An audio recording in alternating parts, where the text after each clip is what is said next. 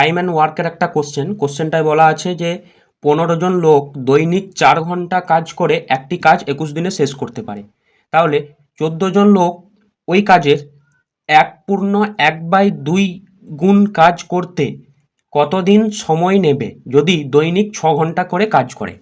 তাহলে এটা আমরা কিভাবে নির্ণয় করব? নির্ণয় করার ক্ষেত্রে আমাকে প্রথমেই টোটাল ওয়ার্কটা বের করে নিতে হবে। তাহলে টোটাল ওয়ার্ক কি করে বের করব? আমি টোটাল ওয়ার্ক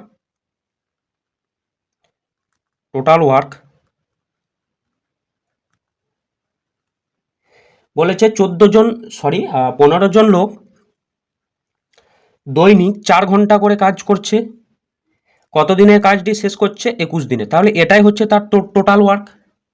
ক্লিয়ার?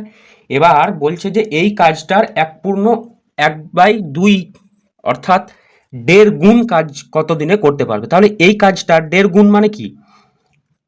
এই কাজটার 1.5 গুণ হচ্ছে 3/2।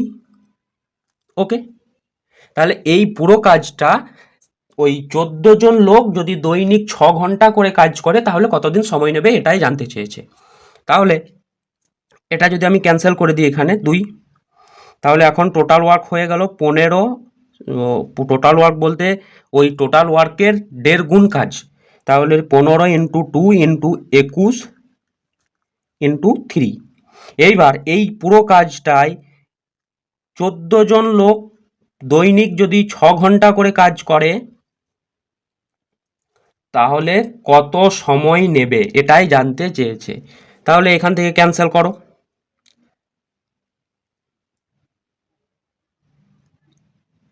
3 2 6, 2 2 ক্যান্সেল। এটা হচ্ছে 7 দিয়ে কাটলে 2, এটা 7 দিয়ে কাটলে 3। তাহলে হয়ে গেল ওপরে হয়ে গেল 45 আর নিচে হয়ে গেল 2। তাহলে অ্যান্সার কত হয়ে যাবে? 22.5। তাহলে তাদের কত দিন সময় লাগবে? 22.5 দিন সময় তাদের লাগবে। ক্লিয়ার?